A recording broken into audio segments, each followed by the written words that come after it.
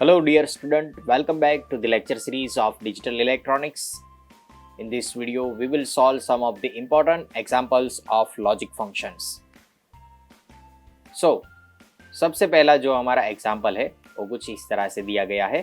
Express the following function in product of max term and the given function is function f with variable x, y, z is equal to xy plus z and y plus xz.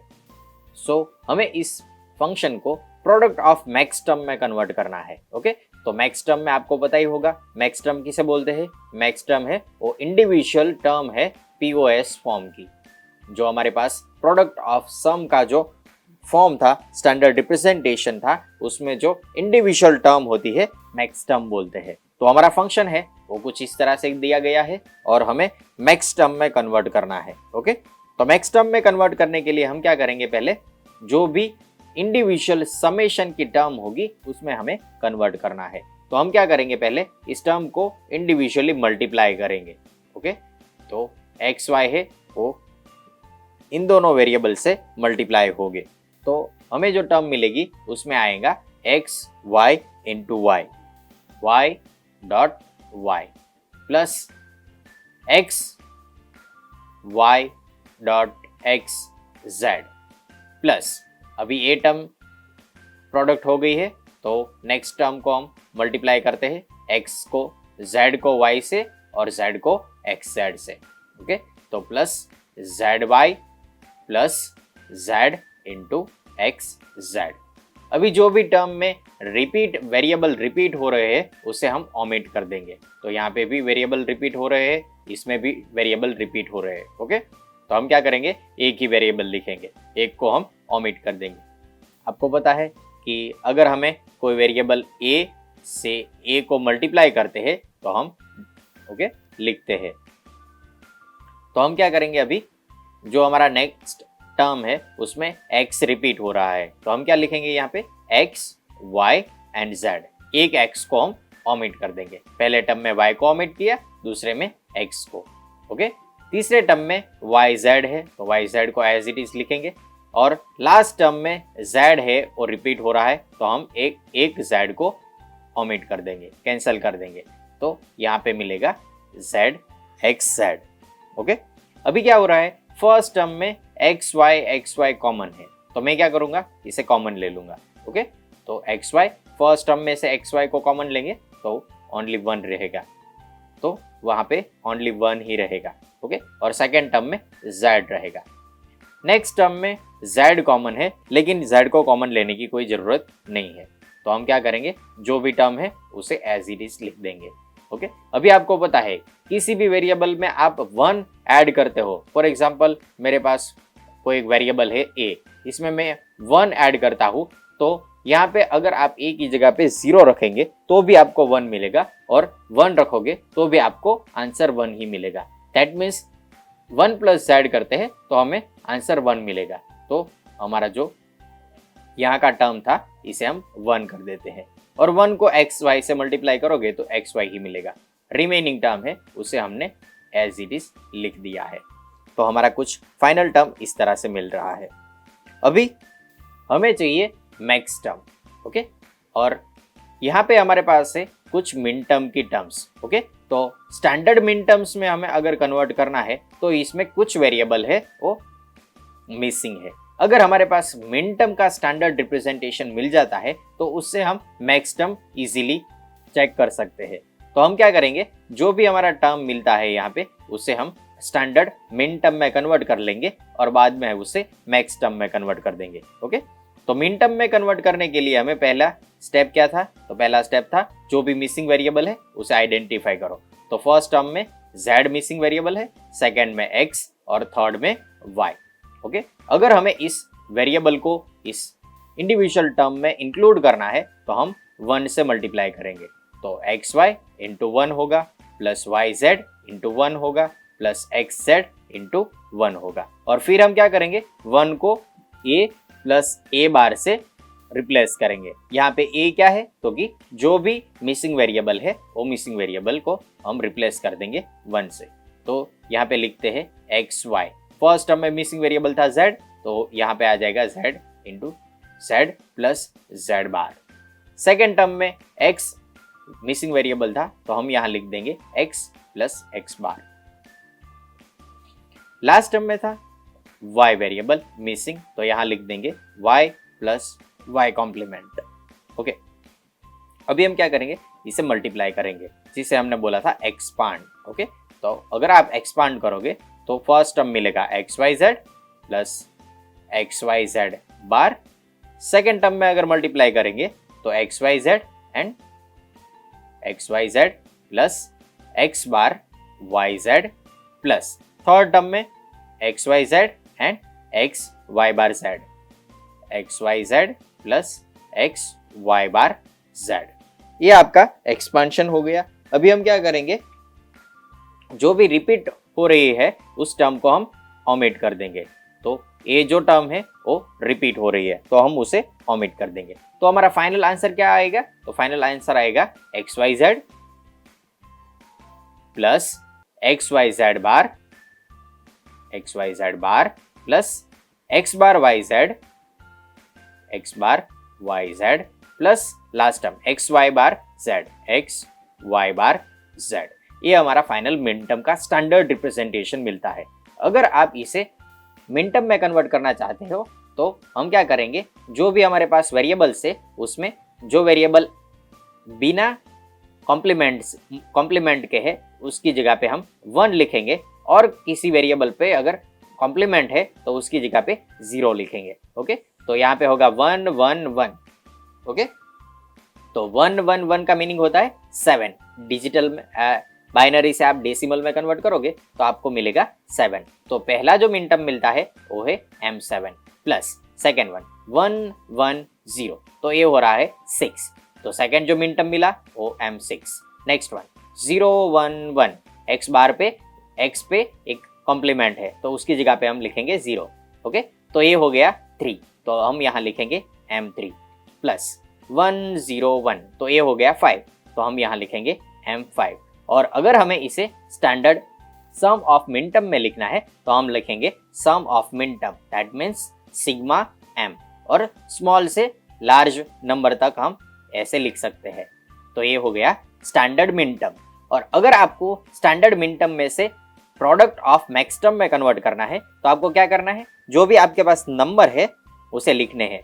तो यहाँ पे हमारे पास 3 variable है तो maximum combination कितने मिलेंगे, 8 combination मिलेंगे। कौन से, 0 1 2 3 4 5 6 7।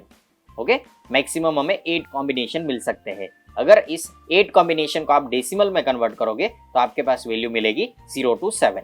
और उसमें से मिन टर्म में कौन सी यूज हो गई है, तो कि 3 यूज हो गया है, 5 यूज हो गया है, 6 एंड 7। इसे हम रिमूव कर देंगे और रिमेनिंग जो भी टर्म होगी वो होगी आपकी प्रोडक्ट ऑफ मैक्स टर्म, जिसे हम सिग्मा पाई से इंडिकेट करते हैं। और जो भी टर्म बचेगी उसे हम यहाँ पे लिख देंगे 1 2 एंड 4। तो ये हो गया हमारा product of max term. Okay, तो अगर हमें इस फंक्शन को XYZ के फॉर्म में लिखना है तो हम क्या लिखेंगे, X0 का मिन टर्म मैक्स टर्म होगा कैपिटल M0, नेक्स्ट टर्म होगा M1, नेक्स्ट टर्म होगा M2 और नेक्स्ट टर्म होगा M4। ओके, तो जो भी यहाँ पे नंबर है उसी नंबर को हमने यूज किया है और ये जो नंबर मिले हैं वो हमें पिछले वीडियो में जो टेबल देखा था उसी टेबल में से हमने लिखे हैं। तो उसी टेबल में हमने XYZ के फॉर्म में भी इस मैक्स टर्म को इंडिकेट किया था। तो M0 क्या था, X plus Y plus Z। यहाँ पे हम लोग मैक्स टर्म लिख रहे हैं इसीलिए M है वो कैपिटल M है। ओके, M1 क्या होगा, X plus Y plus Z complement. Okay, M2 क्या होगा, X plus Y complement plus Z।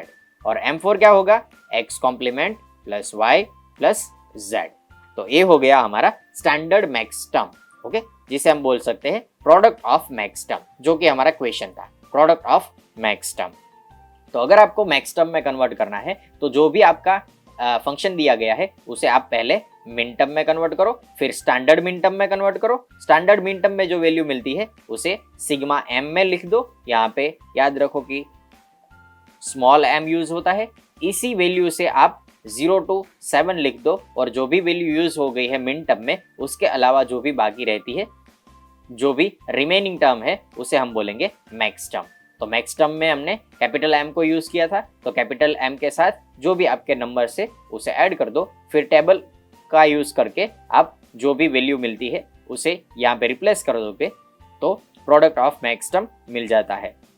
Okay, अगर आपको टेबल याद नहीं है तो आप क्या करोगे, जो भी यहाँ पे नंबर है उसे बाइनरी में कन्वर्ट करो।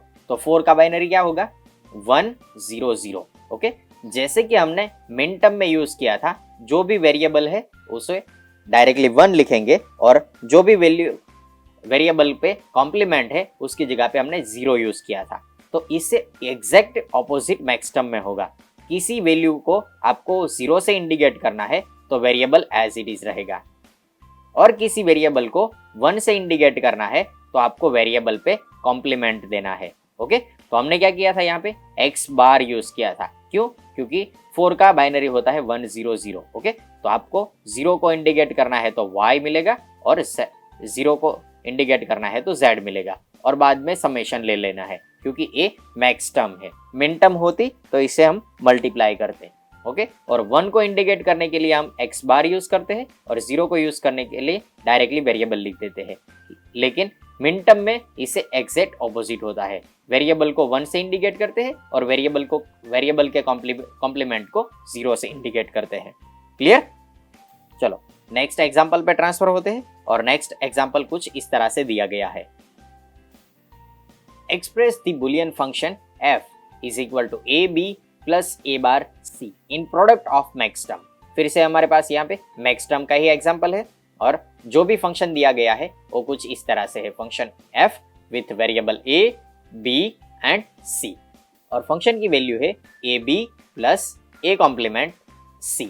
ओके, यहाँ पे ये जो साइन है इसे हम कॉम्प्लीमेंट बोलते हैं।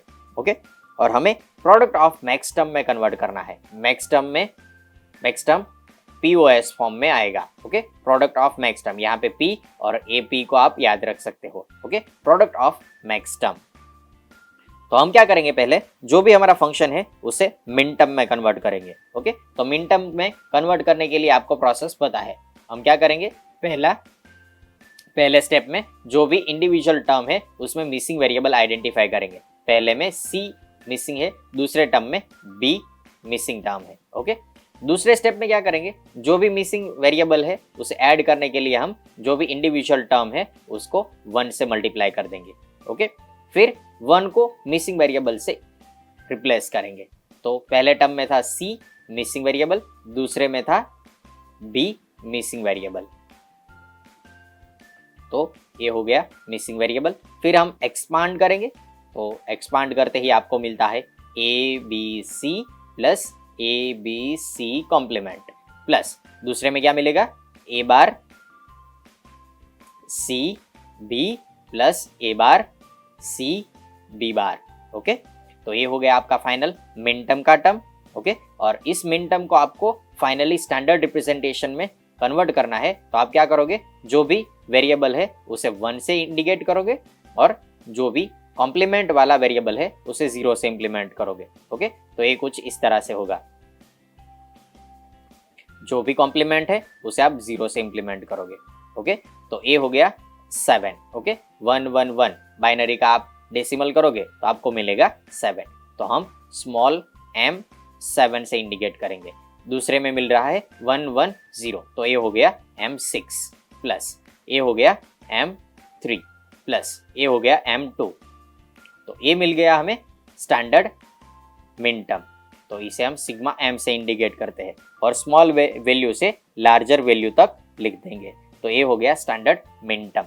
ओके, जिसे हम बोलते हैं product of min term, sum of min term. Okay, फिर हम क्या करेंगे, इसी को हमें प्रोडक्ट ऑफ मैक्स टर्म में कन्वर्ट करना है। तो 3 वेरिएबल को मैक्सिमम कॉम्बिनेशन कितने मिलते हैं, 8। ओके, 2⁻³ इज इक्वल टू 8, और वो वैल्यू होगी 0, 1, 2, 3, 4, 5, 6 एंड 7।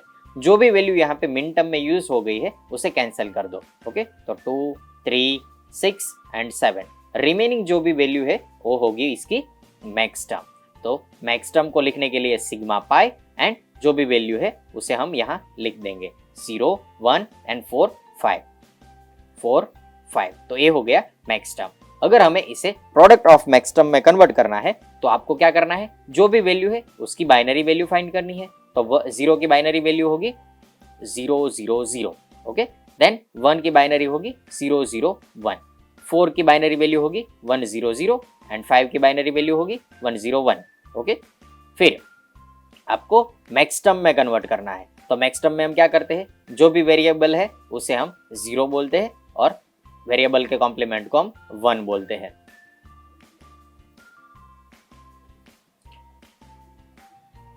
तो 0 को अगर हमें इंडिकेट करना है तो हम क्या लिखेंगे यहाँ पे, ए प्लस बी प्लस सी। यहाँ पे प्लस साइन क्यों आएगी, तो क्योंकि प्रोडक्ट ऑफ मैक्स टर्म है, इसीलिए हमें प्लस साइन ऐड करनी है, ओके।